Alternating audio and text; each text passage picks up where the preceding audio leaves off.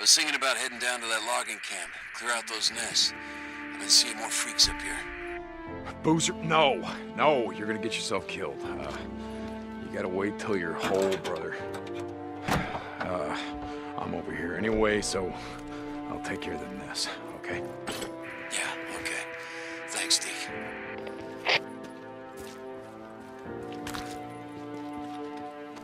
I can fix this. Done.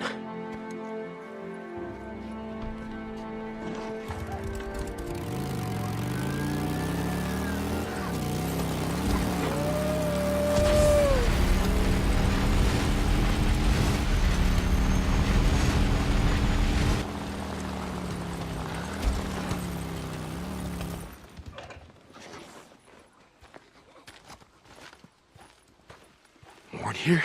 Yep.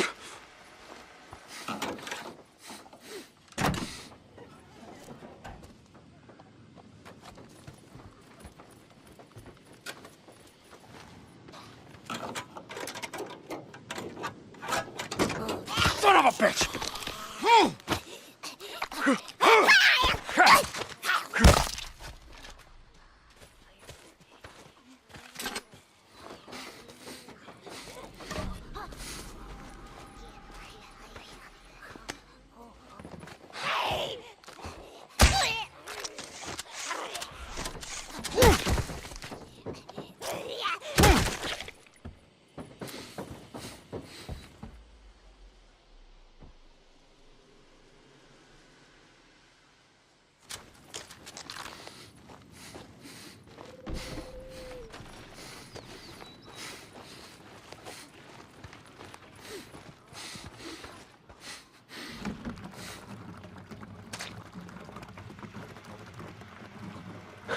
Good.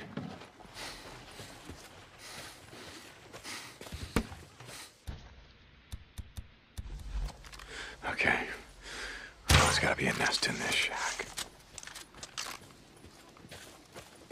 Fuel can.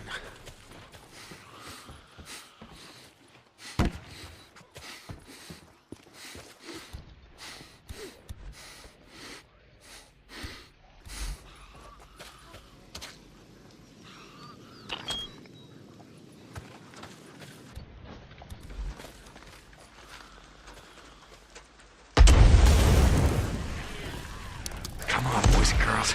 Let's do this.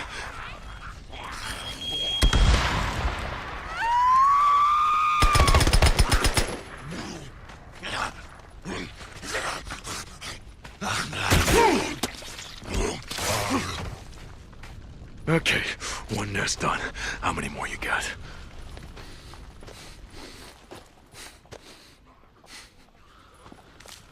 Oh, warehouse. Yeah, that looks like the kind of place you want to call home, yeah? God damn it, what you all shit yourself at once? Jesus Christ. Oh, goddamn freaks. What the hell are you doing? Get down.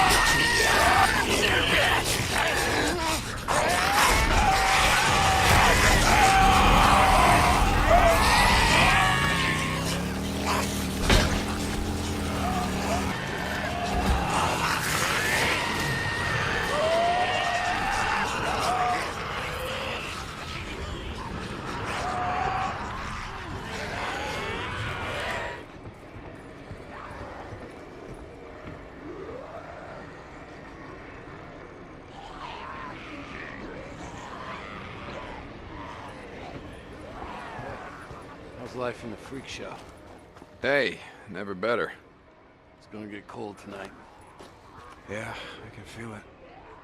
I gotta get some sleep. Yeah, okay.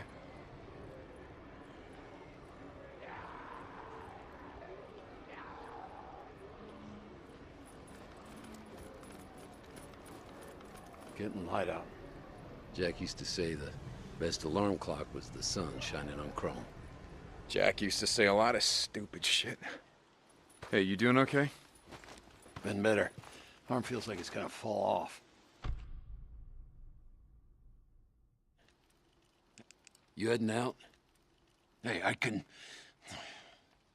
It's just... I'm going stir crazy up here, you know?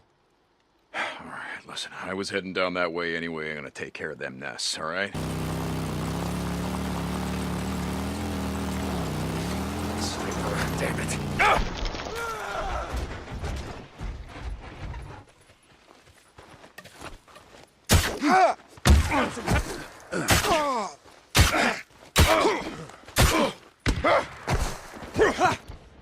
That all you got?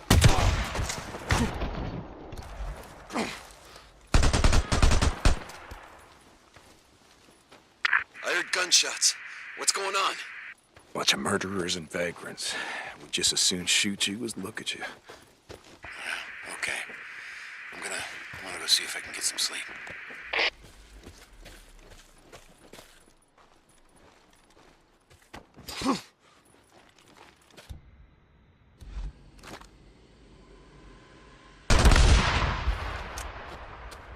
How'd you like that? Huh? Come on, you sons of bitches, come on!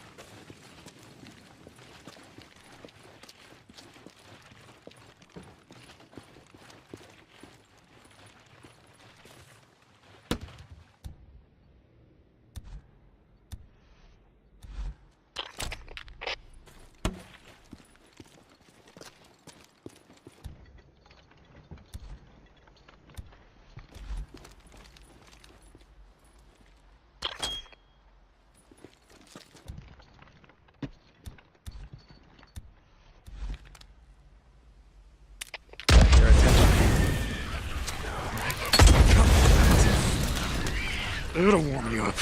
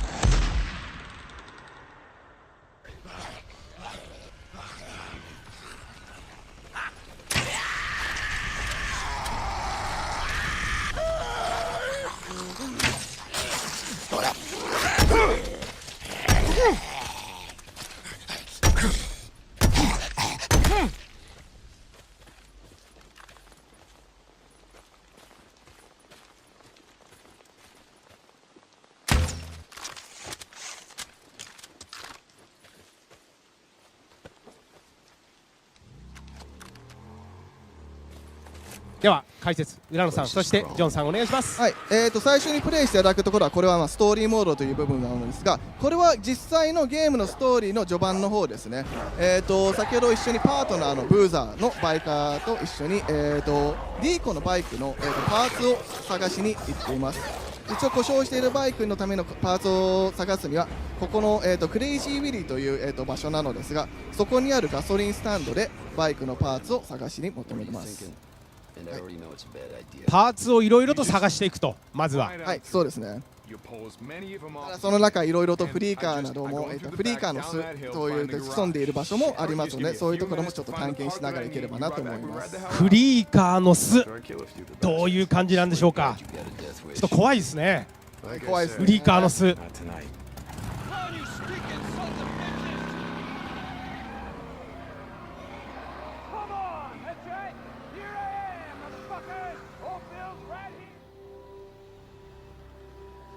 All right, so this is one of the early wide linear missions, and Deacon's job is to get to the gas station, try to find a part for his bike. そうですね、ここではまあ先ほどおっしゃったようにバイクのパーツを今から探しに、ちょっとここの街を探検したいと思います。Go on. As we'll Get out of here, see, you little sometimes the shits. fastest way there is not the safest. そうですね、一応いろいろとルートはあるんですが、短いルートが毎回いいとは思いません。Here we see one of our enemy types that I mentioned earlier, the newts. They stay on rooftops and will only attack you if you're low on health or if you climb up onto a roof, which is their territory. はい、先ほどちょっと見えたのがヌートというフリーカーのこれ屋根の上にいるそうですねですよね。はい、うんちょっと小柄で結構あちらも通常はそれほど危なくないんですが、ディーコンの体力がすごい低い時など、彼らのテリトリー屋根の上とかに登ると、攻撃してきます。弱ってても攻撃してくるんですよね。そうですね、弱ってると通常は今のチャンス優しいんだけどっていうはい、優しくはないですね。はい So he's climbing up onto this tractor trailer so that he can use his binoculars and look at the environment, see where the enemies are, see where he needs to go, and kind of get a lay of the land. まあこうやって双眼鏡を使って周りを、見渡してどういう地域なのか、どういう敵が周りにいるかをちょっと今確認しています。雨が降ってきました。そうですね、雨もすぐ降ってきますね。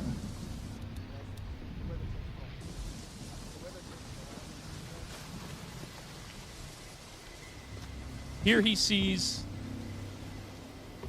the interior of a building. All of our interiors can be searched, so it's an open world game with a vast exterior, but you can also go inside the buildings and scavenge for supplies. はい、そうですね、オープンワールドであります。この全部、中にある家などガレージとかある、建物の中には全て入れることができます。Suddenly he sees a nest. So if you see rooms that have all of these branches, these are areas where freakers hibernate during the day. 今、はい、火炎火を投げた場所燃やしまですけど、したね。はい、そこにがフリーカーの巣ですね。いろいろ枝が、飛び出しているのが見えると思いますが、そういう、枝が飛び出しているところに、それがフリーカーの巣というところです。それを燃やしながらどんどん、フリーカーも増えて、登場してくると思います。なるほど、あそこがフリーカーの巣だったんですね。はい、そうです。うわー、激しい、やっぱり。ミッションの一つの、サイドミッションと言ってもいいですかね。 So he これ made が so フリーカーの much 巣 noise that attracted all these swarmers, and now he's got to run. あ、そうですね。で、今のでノイズを、大きい、音を立てることでフリーカーがそこに寄ってきます。あ、なるほどなるほど。ちょっと今逃げてますね。音で寄ってくるんですね。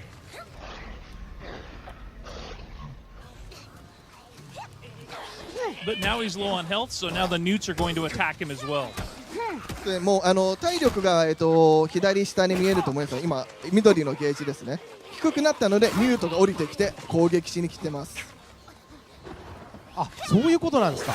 あー、やられた。あれあCreate as much noise. ちょっとさっきは失敗しましたが、でもいろいろなルートを探って、目的地まで行きますので、ちょっと今度は違うルートで行ってみましょう。はいはい。気を抜くと結構ね、やられちゃいますね。そうですね、すぐ、音を立てるだけでもやっぱ寄ってくるので、結構気をつけないといけません。Police vehicles are very important in the game because they're like treasure chests. You can almost always find ammo in them. こういう捨てられた、車のトランクなどが、ある意味宝箱みたいなもんですね。それを開けることでいろいろと貴重なアイテムを、ゲットすることができます。なるほど。トランクに結構アイテムがいいのというか重要なものが入っているということですね。はい、そうです。今も先ほど銃弾が、いくつか、手に入ったと思います。これ建物の中にもいろいろやっぱアイテムがあるということですか。あります。そういう意味でもフリーカーの巣を、クリアしてその建物に入れるようにするのも一つの手。なるほど。さあ入りました。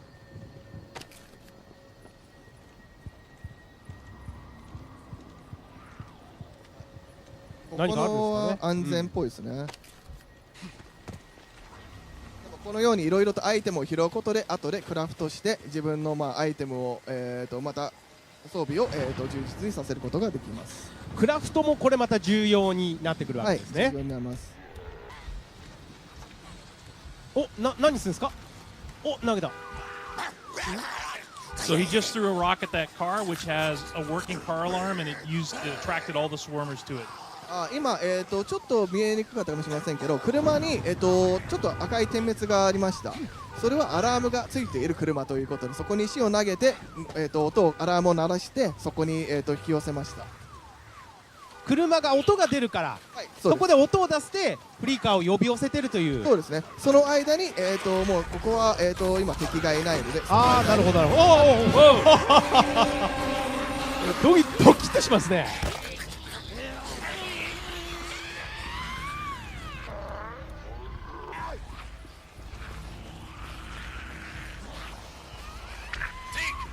How's it going, brother? You ready? Not yet. おー Well, hurry your ass up. I rode past one of So those. again, looking for things in the what the hell they environment call 'em? The shit will the be a Rippers big put help. up. で環境にもいろいろ爆発物などもあるので、いろいろと、何が、利用できるかっていうのを探し出すのも、一つの点ですね。So he makes it to Crazy Willie's garage. This is where the part is, but the door's locked, so he can't get in. He's gonna have to find another way in. こちらが、クレイジーウィリーのそのガレージの目的地のポイントですが、ちょっとドアがロックされて、どうやってこの中に入るか、それは体験版でもここでプレイして皆さんにちょっと楽しんでいただければなと思います。この先は皆さんがぜひ自分で体感して。もう見えてます。なんか見えてる。これですね。そうですね。これがうじゃうじゃいますよ。確かここで How many freakers are here? I think this is a smaller horde, so this is 250. 300. 300. そして一応300体、300人のフリーカーがここにいます。300いると。で一応目的はその全てを倒すことなのですが、上の画面の赤いゲージがありますね。はいはい、中央上のゲージですね。それが、残りの、人数ですが、おお、ちょっと爆発させた。倒すことでどんどんゲージが減っていきます。ただ音も立てて騒ぎを起こしたことでどんどんうわ寄っていきます。怖っうわすごいっすね。はい。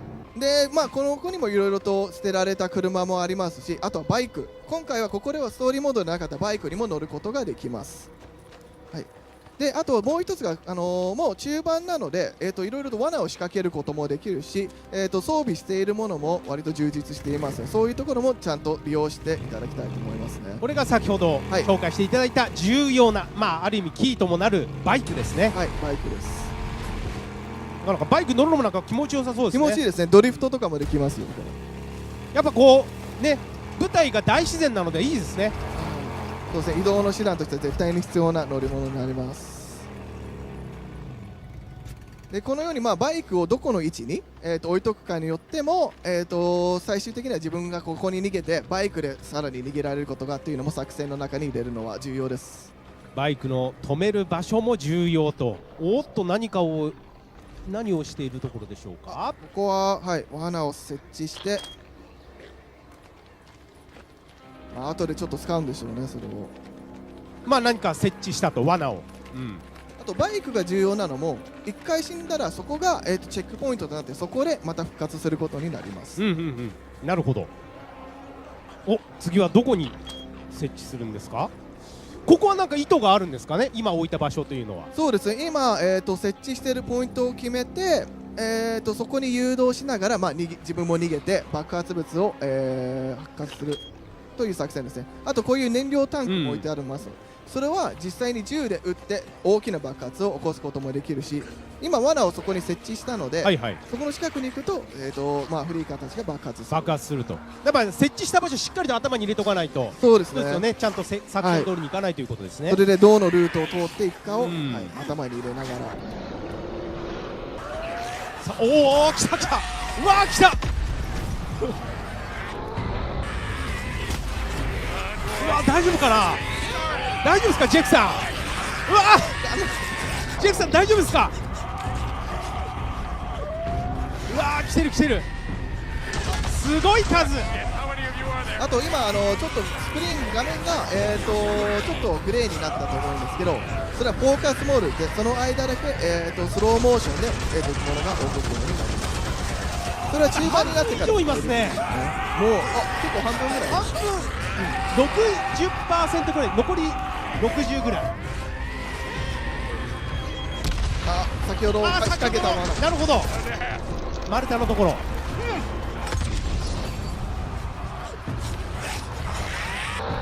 一つ武器としても、はい、ナパーム火炎瓶というのを作っているのですが、ああ、銃でここで燃料爆発させて、結構いいところまで。わあ、でもいいですね。素晴らしいジェフさん。ジェフさん素晴らしいです。障害物とかを、抜けることで、彼らの動きを遅く、収めることもできます。どういう状況なんでしょうか。どちらにしろやっぱりもうずっと逃げ回って動き回ってないとダメですね。すぐ捕まっちゃうので。ああ、いいですいいです。もう迫ってきてる。大丈夫ですか。なんとか村野さん、これいけそうですかね。いけるんじゃないですか。武器とか変更するときはスローモーションになると、それも有利に使ってジェキさん逃げて。ジェキさん大丈夫。今のは、ちょっと倍ですね。ヒヤッとしましたね、浦野さん。さあ、あとこういう、赤いものが全て爆発すると考えてください。それを狙ったりすると思いますので、使わなかった。さあ、冷静なジェフさん、大丈夫でしょうか。ライブでお届けしております。あと大量ゲージの上が、青いゲージなんですが、それがスタミナですね。それで、走ることができる。そのゲージがなくなったらもう走ることもできる。結構今ギリギリなところですが、さあ、お客さんもドキドキしてまいりました。ジェフさん頼む。ライブショーしっかりと成功してほしいです。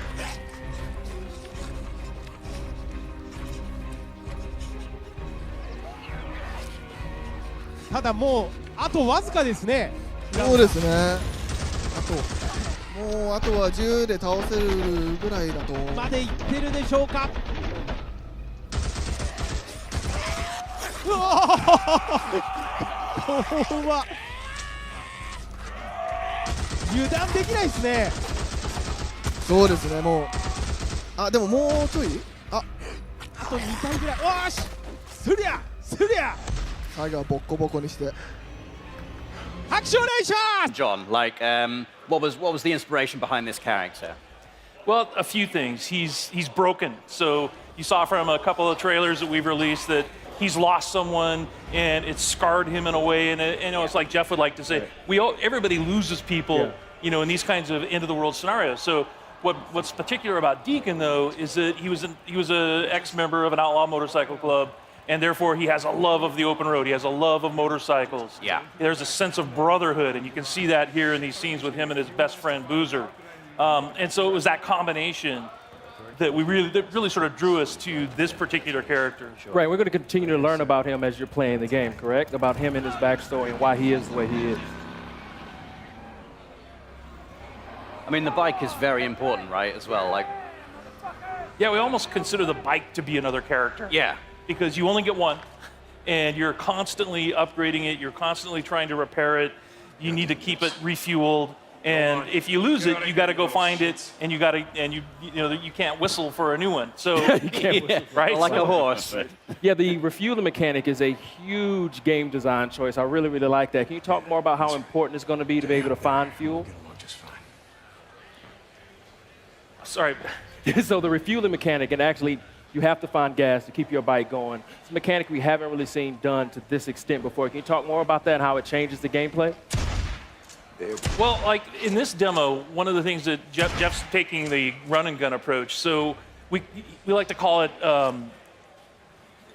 sandbox combat. So basically what you can do is you can run and gun, you can stealth your way through, and your goal here is to get and find a bike part, right? So you're here actually for kind of a trivial reason. You've risked your friend's life to come and get a part for your bike. And so that shows a little bit about Deacon's character. But then as you watch Jeff play through this wide linear sequence, he can play it 100 different ways. And if you watch other people play, you'll see that, okay, they didn't take this route. They didn't stop and check the trunk of this police car. And those are kind of like our treasure chests throughout the world. So you're always on the lookout for those because that's how you're going to find ammo and health kits. And then you're seeing one of our stealth mechanics here. If you're quiet, if you crouch walk and you walk up behind an enemy, then you have the opportunity for a stealth takedown. And what can you tell us about the Freakers? Because they're quite unique. I mean, we've seen, you know, a fair few undead enemies in video games before. What makes the Freakers unique, and what was your decision-making behind making them the way they are? They're alive. They're alive. Yeah, they're not zombies. They're alive. And so that sounds trivial, but it's not, because it basically means we have a full day-night cycle in the game. Right. And they have things that they do. There's an ecosystem, and they have to eat, they have to drink, they have to hibernate. And so you will find them, like in this scenario, you'll see that there's some nests, and Freakers build nests for reasons you discover while you're playing the game. And then you can take those nest zones out in order to free up fast travel routes. So, you know, it becomes part of the metagame. But Freakers are evolving. They're living creatures who have been affected by this virus, and there's several different types. Well, you know, why are we in this post-apocalyptic situation? Like, are you able to reveal, like, kind of what has happened, what has led to this transition? Yeah, you know, it's one of those things that we really want the player to sort of learn as they go. So there are answers, right? But you have to explore. There's a, you know, we've introduced this group called NERO, which is our National Emergency Response Organization. They're out in the world. They have these MMUs that you're trying to break into in order to get medical supplies. They're part of the story. And, you know, obviously Deacon has lost somebody. We saw that in a trailer. That's part of the story.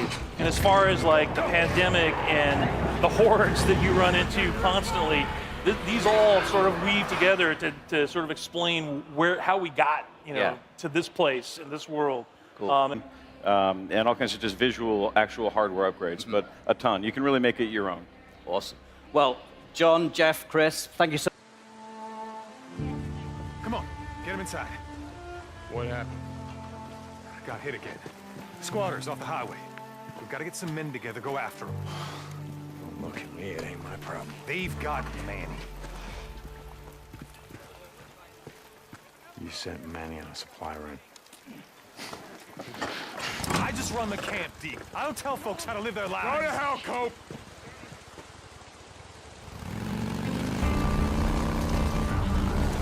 Oh! Out of the way! Oh! Hey, man.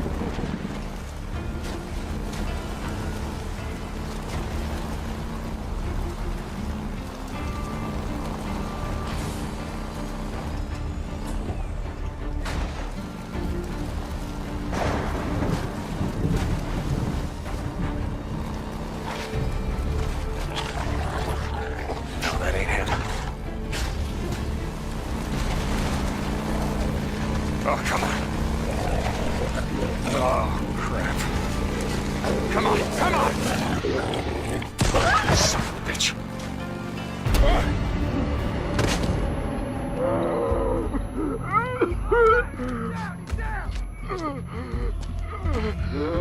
Let's do this. Yeah? You want some of this? Yeah!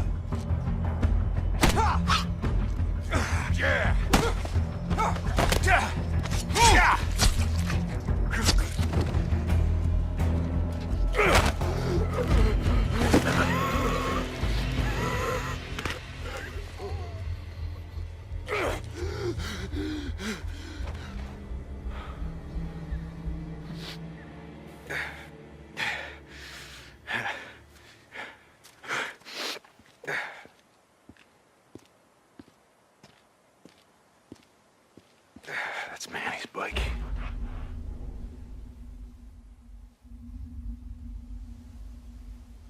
Yeah, this way.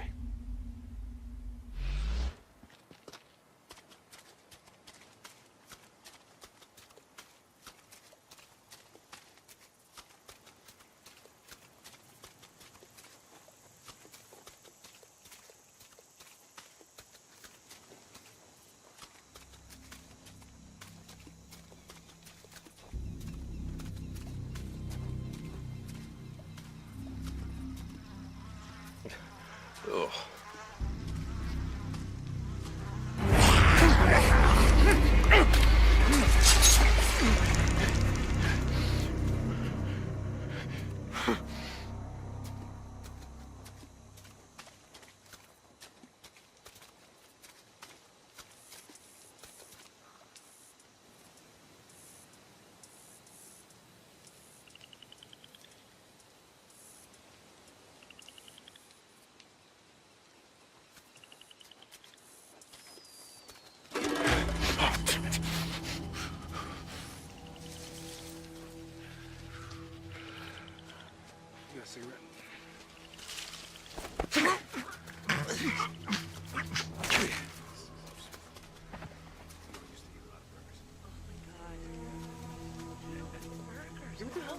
You always have a bad attitude. I have a bad attitude.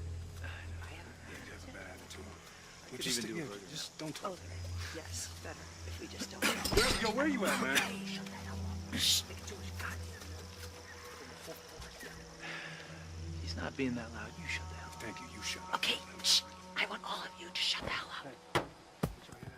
What is your problem? Oh, shh. There's something out there. Just a Stop! God! No, my leg!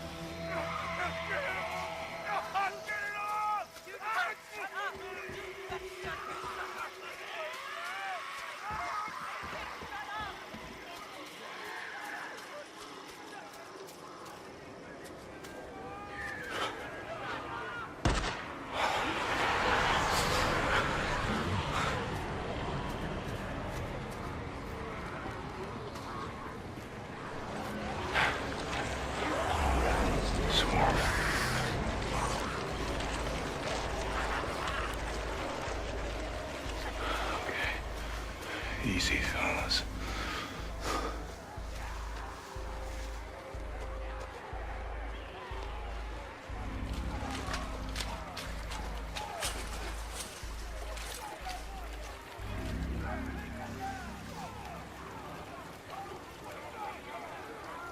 There he is. Still alive. How the hell am I?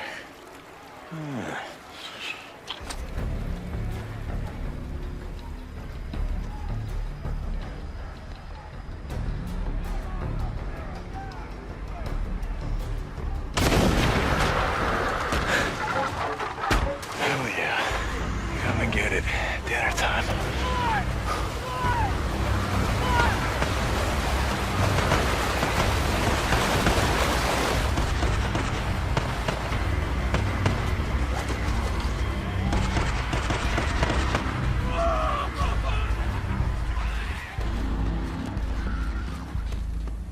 Drop him! Now! Or I'll kill him! Do it. I'm not here for him. I'm here for you.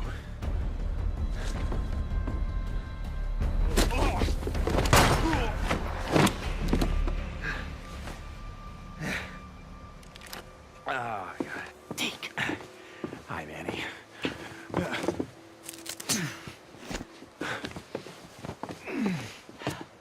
Hey.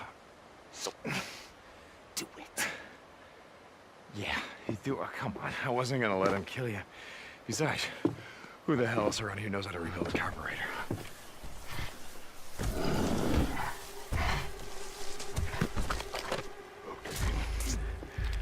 Just back up. Nice and slow. Don't make a sound. You guys saw at the media showcase. And this one we showed behind closed doors on the floor at E3. And so for the first time, we're releasing it online so that everybody can kind of take a look at it. And I thought I'd just talk a little bit about, what the differences are, and just kind of like just show you what we were trying to accomplish this year. Yeah, I mean, the most obvious difference so far is the last one was nighttime during the rain, and this is daytime during the snow. Yeah, and it's not just cosmetic, and I think that's one of the things we really wanted to emphasize, because this time we're showing sort of a day in the life of Deacon. You see he's on the drifter bike here. We wanted to show a little more of the bike riding and how the weather can kind of impact that. So we have this drifting mechanic, right? You see him kind of slipping and sliding around a little bit. Changes the handling of the bike. That's really interesting. Now, there were wolves there last time, John, and these wolves would pursue you down this road, and then Deacon had to turn his back, shoot a wolf, and he got clotheslined right up there, didn't he? Yeah, exactly. So this time you see that he wasn't being chased by the wolves. That's a dynamic event that can that can happen or not. It just depends on when you're playing the game. Interesting. And this time Deacon saw the ambush and he was able to avoid it. So he kind of comes up and around and behind them. So does weather impacts whether these creatures show up or not in daytime, nighttime, all that stuff? Yeah, absolutely. So especially the freakers, they come out, they're mostly nocturnal, but they will come out as the weather gets colder. They become stronger in the cold. Right. And so that will, again, kind of change up the way the game plays. That's very, very, I kind of love that you decided to do this as a demo to show two completely different iterations on the same exact mission in the game. Yes, exactly. So we wanted to have, the job is basically the same. Deacon hears that his buddy's in trouble, rides out to save his life.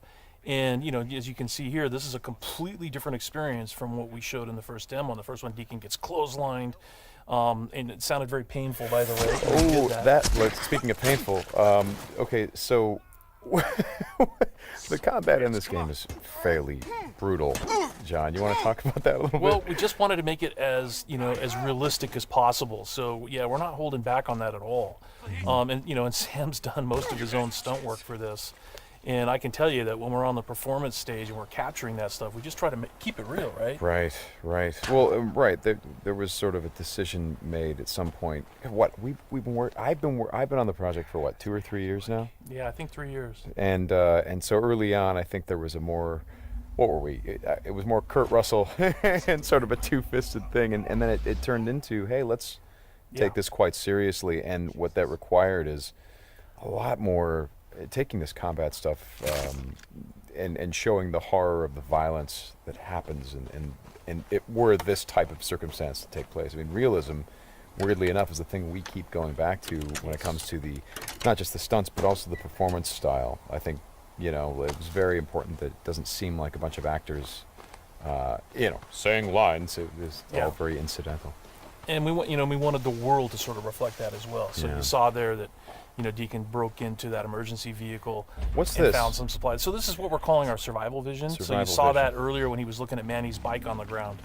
And it's just kind of a way of seeing tracks in the world and sort of imagining what might have happened. And here, I just wanted to point out that you're seeing in this part of the demo that there are freakers there. There weren't there before because it wasn't snowing. It was, and it was getting lighter out. It wasn't getting darker like it is. And so, it changes up the way you can play through the level. And what is this? We call this the meat wall. The meat wall. Yeah, and it's not just there, to make the guys who put them up to seem evil. They're there for a purpose because, again, freakers are living creatures. They eat. That's their primary thing. They want to eat. And so you hang these dead freakers up, and any freaker, rather than coming into their camp like you see here, they would actually stop and snack. Yeah, exactly. Yeah. And then the same thing with this freaker that they've hung upside down. There's a bear trap underneath it, and they use that because a freaker will come, be attracted to the meat, and then hit that trap. Interesting. Another thing you just saw, by the way, is that tin can. The tin can trap that you that's an alarm that the Marauders will put up, and this is again some of the things that Marauder camps just do. And you find these Marauder camps throughout the world. You'll find traps like that, and then if you're careful and you're paying attention, you can avoid them. Because in the first demo, Deacon didn't avoid it, and he set off that alarm. Right. Now this is the same tactic that he used last time. Throws the rock to get someone to lure him over and have him step in the bear trap. But this one plays out a little bit differently than last time. One of the things that struck me, and we've talked about this obviously as we've shot, but there's an effort of the other Marauders to get this guy to shut up, and he won't. Yeah, and so in the first demo, Deacon's heading on down the trail, and you can hear that happening behind him. Right. And this time we're showing what happened. So, he's watching everybody react to this poor guy trapped in in that bear trap, and she just is like, shut up, shut up, shut up, and then just loses it and shoots the guy. Right. And of course, in the meantime, Deacon, is crafting a Molotov and just takes them all out. Right. Oh boy, that's good. Ow. So again, it's like in the previous demo, Deacon would have gone off to the trail down to the right. This time he's going to head this way. He follows the tracks, and comes under a sniper attack. Now let me ask you something about the survival. Okay, there's a sniper attack coming, but the survival vision is, if you don't say upgrade your survival vision, can you miss clues? I mean, are there things that you would get if you upgraded your survival vision that would help you complete the mission better? Exactly, and you have to, we have a whole skill tree, and it's all tied to the experience that you can earn as you're just playing through the game, and then you can upgrade those things. What's happening here? We got a freaker tied to a tree. Yeah, so this is another type of trap that Marauders will set. They will basically chain freakers to the perimeter of their camps, and they use them as kind of an alarm system. And then that, you saw that Marauder there. He was just tormenting the poor freaker, and then so Deacon kind of takes advantage of that. Well, and you think for a moment that Deacon is the guy. He's sort of helping the freaker by getting the guy that taunted him. Is like, no, and then he's going to take the freaker out right afterward. Exactly. And this is a bit of silent sniping using the crossbow. Yeah, so this whole sequence at the end plays out very differently. In the first demo, you saw Deacon use a swarm. He weaponized a swarm, lured them into the camp, and then they kind of did the work for him. There's no swarm in this run-through. Right. So the player really has to go in and use what we're calling our strategic sandbox combat, and that's just, stealth mechanics and setting and using traps. Whole arsenal of weapons. You see there's a variety of weapons that Deacon's going to use through this, including the crossbow. He crafts his own bolts. And he's got to figure out how to get up to Manny, just using his combat skills instead of doing it strategically. So straighten me out. Those bonfires, were those there in the previous demo? No, they weren't. Right. So that's another big difference. Is that if you come here during the day, it's like in the media showcase demo, there was like kind of a fight club thing going on. Right. They were punching each other, and everybody was just sort of getting into it. Nobody's really paying attention to what's going on. Yeah. And now it's getting dark and it's cold out. So they've built these bonfires. So. And again, it's not just a cosmetic change in the way the... Well, it's cold, right? Yeah, it's because it's cold. They have to build some... So it changes the way the Marauders behave in the level. Mm-hmm. Well, that's very... Again, this is part of the reason why I love that you did this as a demo, because the behavior of all of these things, not just the Freakers, but the Marauders, everything, there's a logic to it. You can track why they're doing the things that they're doing. And you can use it to your advantage in the gameplay. That's kind of what I like about this so much. And that's really what we wanted to showcase this year, is that it's an open world game, and everything you see around here. And again, we're only playing this 2 different ways. You saw that waterfall way up there off in the distance. There's a bridge that goes in front of that. If you had a sniper rifle and enough ammunition, you could have driven your bike all the way up there. There's trails that go all the way up there. And you could have used your sniper rifle to take out this entire camp, because it would have taken them a while to figure out where the shots were coming from and to get to you. So, that's a different way to play it. There's another way to play it, by the way, where you could have just stealthed in through the entire camp if you had the skills to do it. And you could have just taken everybody out silently, or almost everybody. And then you could have gotten up to where Manny's being held using a different route, and just stealth killed that guy. There's no reason that you have to come in and run and gun it like Deacon is doing here. Hey, how scarce is ammunition? Because I see him switching from a bunch of weapons, and when we saw this demo, when I came in and saw it at E3, one of the things that I really enjoyed was I was sitting next to you, and the driver was playing the game, and at some point I saw you shift in your chair and you leaned forward, and I heard you say, "Oh man, uh-oh." And I'm like, whoa, what's going on? He's like, he's going to get killed. I'm like, whoa, oh. And I leaned forward. I was like, oh, I guess there's some real danger. And one of the things was that he was running out of ammunition. And he was trying to go pick up ammo from the dead he was looking for Marauders. Ammo, But he was under fire. So when we were at E3, we had a whole team with us, and everybody played it slightly differently. So it just shows you that it's not scripted at all. Yeah. And then this Rager Bear. Oh, yeah, boy. The infected bear. The infected bear. That's... Yeah. That's not what you want to see. Well, we thought that would be a good way to end the demo, is to show that it's just one, for Deacon's life. It's just one darn thing after another. Yeah. Right? You're going to save your buddy. You get clotheslined. You get attacked by wolves, or you think you're finally done. You rescued you've gone through all this stuff, and then suddenly, Rager Bear. Right. Well, as you said to me, it's not just about exploring an open world, as it is the open world coming after you, the open world seeking you out, trying to... Yeah, exactly. That's our tagline. In Days Gone, you don't have to go seeking out trouble. The world comes for you. Trouble's looking for you. All right, Sam, thanks a lot. Thanks, John. It's been fun. And I hope you guys enjoy the demo, and we'll talk more about it soon. Very violent. Yeah. It showed a lot of sort of situational kind of... using the environment and the freakers that we see kind of to the advantage of the player. Yeah. So tell me what went into that. Well, so the biggest thing that we really wanted to do this year was sort of show a more intimate part of Deacon's life. So last year it was the Horde, which is hundreds and hundreds of freakers, all sort of massed together, and you saw how Deacon had to struggle to just stay alive. And this year we wanted to show off more of the open world and this thing that we're calling our dynamic open world systems. And what that really means is you can use the freakers themselves against other enemies, like the Marauders that you see on the media showcase demo last night. Right. Actually, I have a question about the freakers, because with other games, survival games, like this, for instance, The Last of Us, the clickers had this thing where they couldn't see you, but they could hear you. What is it that triggers the freakers? Oh yeah. Well, so It's an interesting question, and for anybody who gets a chance to see our alternate demo that we're demonstrating in the theater today or online when it gets posted, is that the time of day kind of drives the density of the freakers and the humans when they're out, but also the weather. So when it's snowing, it's going to kind of blind everybody at a distance. When it's raining, it's going to dampen the sound. So when the player learns these, he's going to be able to use that kind of context as one of he's going to play that as part of his strategy for how he approaches any encounter. Gotcha. But definitely sound, right? Because like you saw in the media showcase demo, Deacon, put down this bear trap and then kind of snuck off. Right. And in our alternate path demo, he doesn't do that. So he actually kind of goes around and watches what happens when this Marauder goes into the bear trap. And you hear this gunshot on the media showcase demo. If you look at our alternate path footage, you'll see that one of the Marauders actually shoots the other Marauder in the head because he's making too much noise. Oh, wow. Right? So yeah, so it's a pretty harsh world, but that sound traveled, and sound is something that can be really, really dangerous. Gotcha.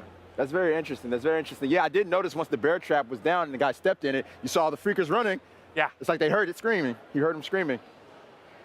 This is looking good. I didn't see all of this footage. I was kind of a little distracted last night during the showcase, but one of the things I really like about this game is it's, we see a lot of open world games out there. It's certainly like a popular genre, but this one, the feel of it is different. It feels more improvisational, I think is the word I'm going for.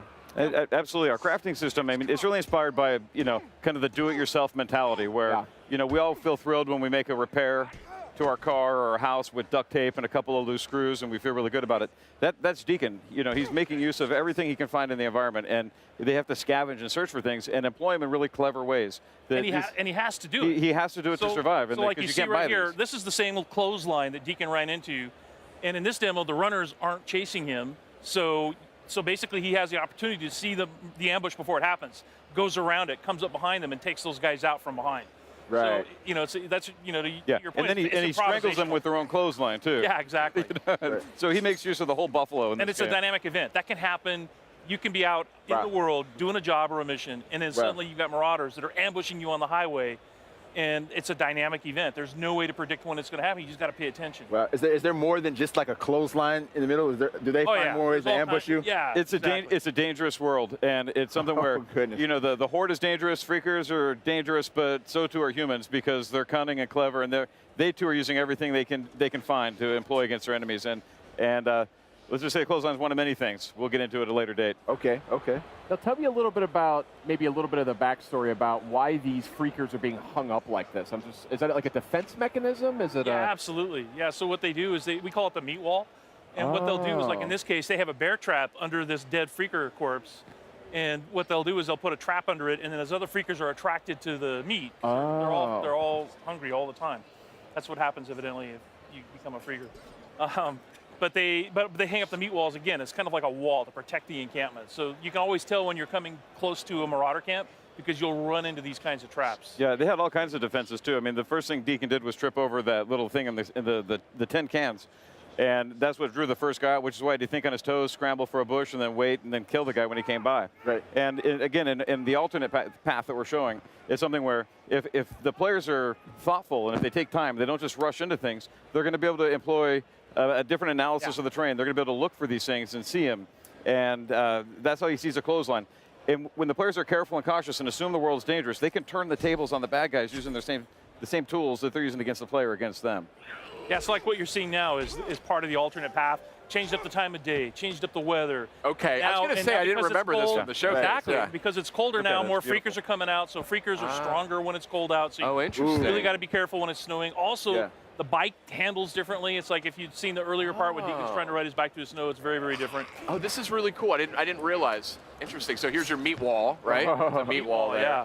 That seems like a pretty smart move, if I'm honest. Yeah. But yeah, look at this, a beautiful looking game too. And I know you guys are digging into the PS4 Pro as well as you make this title. This is what is something you have to do. It's beautiful enough without 4K.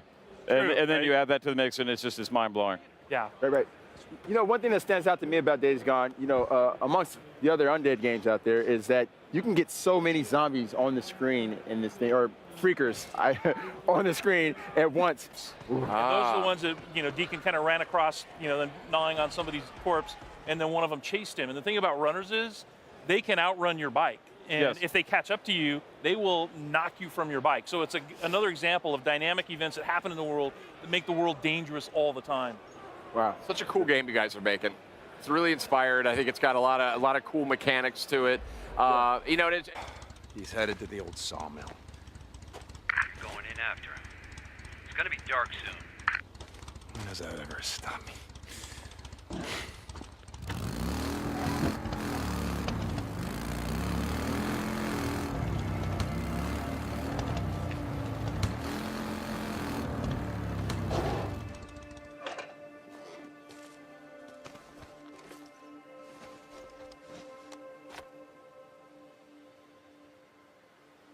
His bike's down.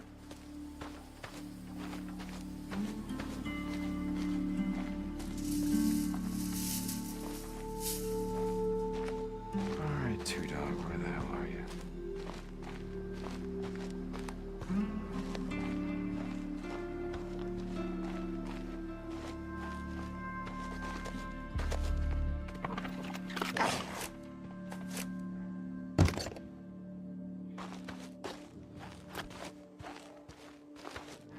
Shit.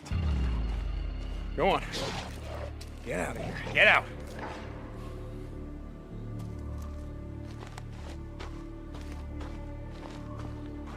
Well, that ain't him.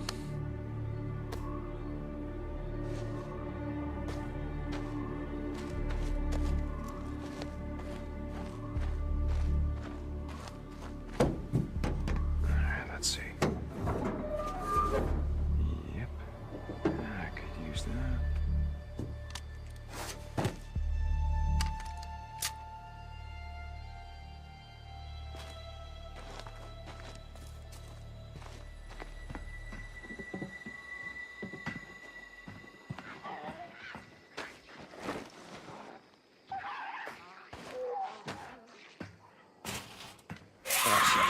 Oh, shit.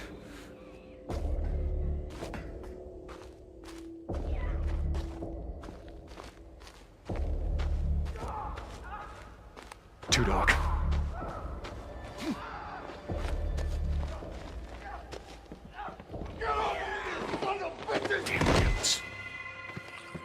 Two Dog! Damn it! Stop, Two Dog!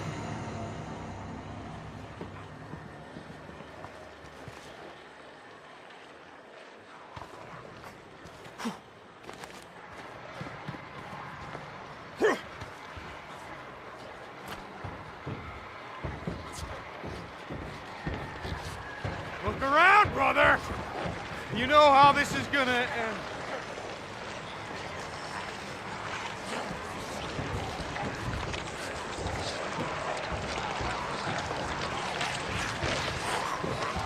Where you at?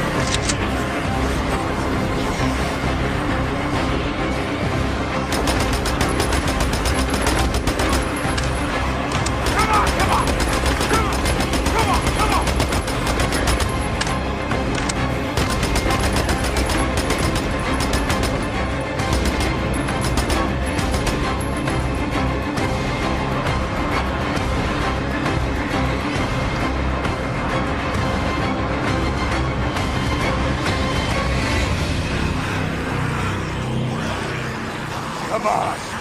Come on!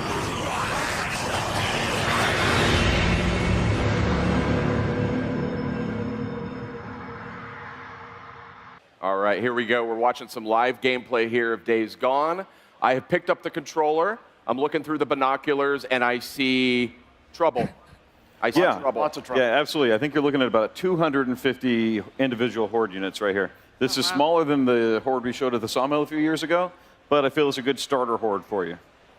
And it's really important now. Prepare. All right, you just took a bunch of ammo from your saddlebags. So, saddlebags, cool. Yeah, and that's an important upgrade for the bike to prepare you for encounters such as this. All right. When you don't try to kill them with the bike. But since it's a sandbox, I say you go for it. All right. Off to a bad start. Really bad start. Nice job. This is the world's best demo. I could have done that, dude. Thanks, Sid. This is not. Oh man. This is not going to go well. We're going for realism. Okay, so there's separate inversion for on foot and vehicle, I noticed. Okay, yeah. So let's do that. We're playing it live here. Is that a separate feature? Yeah, it is, actually. Yeah, so press R2 to go to the bike. Display. Oh, sorry. There we go. There All right, there we go. Now we're good. Now everything's going to go flawless. It was the old inverted controls. That's right. I'm a freak. That's right. It is the right way to play. Here we go. Easy now. Oh, mama.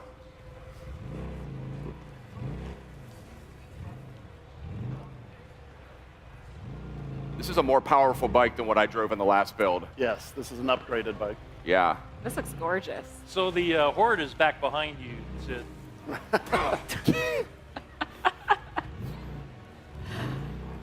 Easy now. This game looks incredible.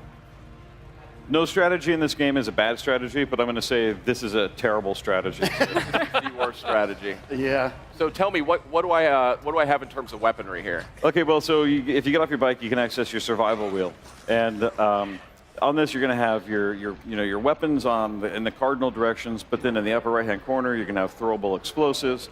In the upper left, you're going to have your consumables, which include things like your health, your bandages, but most importantly, kind of survival buffs, things that will help enhance your core attributes.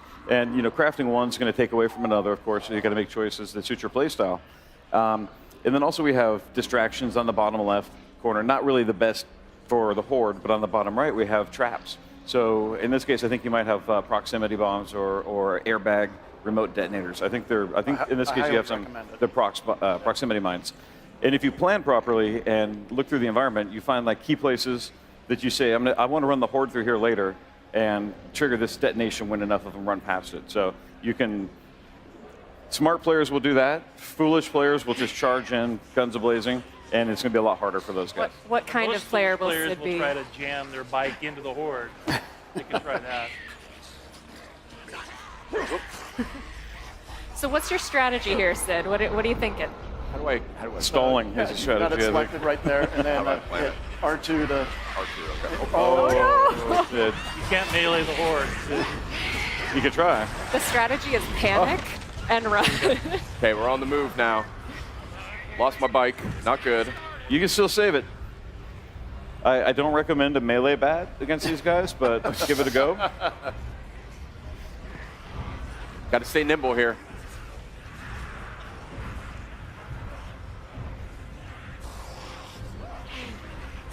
This is going to be 10 minutes of me running from these guys, isn't it?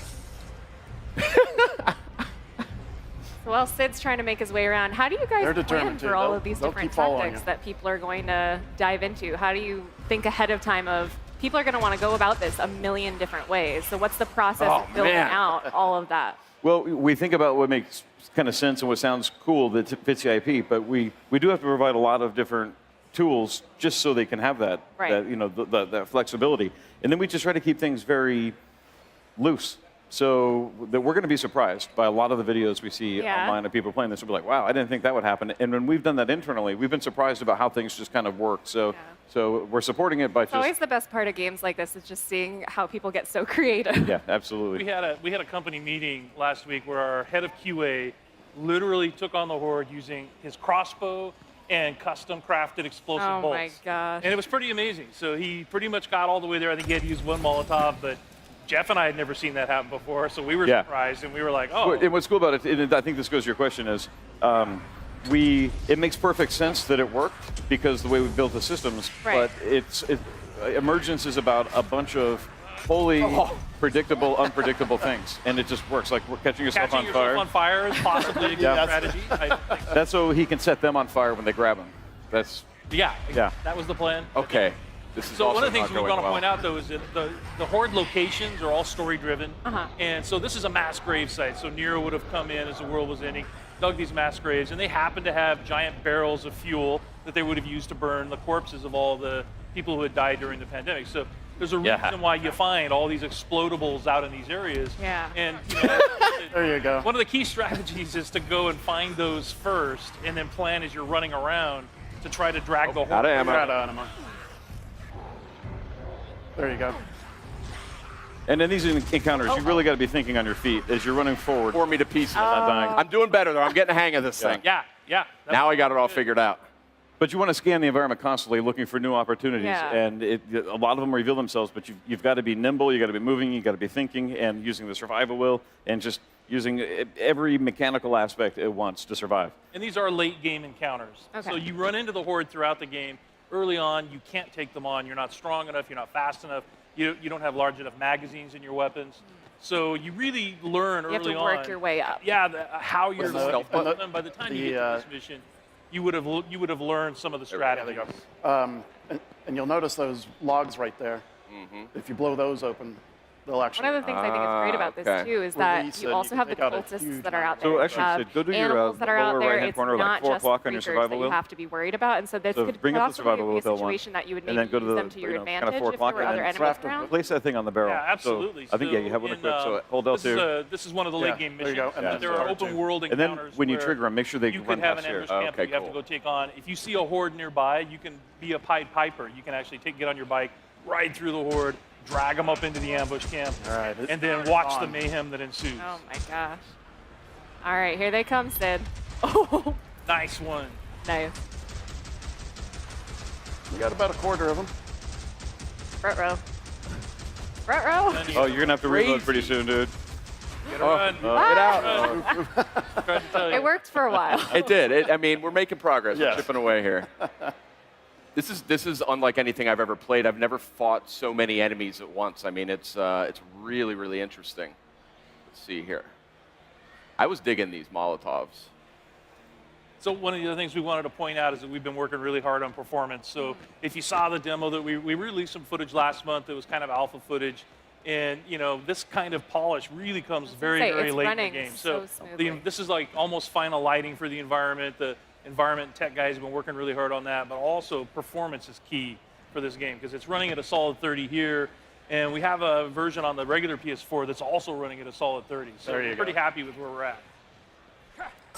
All right. All right, it's on. Oh. Oh. Oh. There we go. Oh, there it is. Nicely done.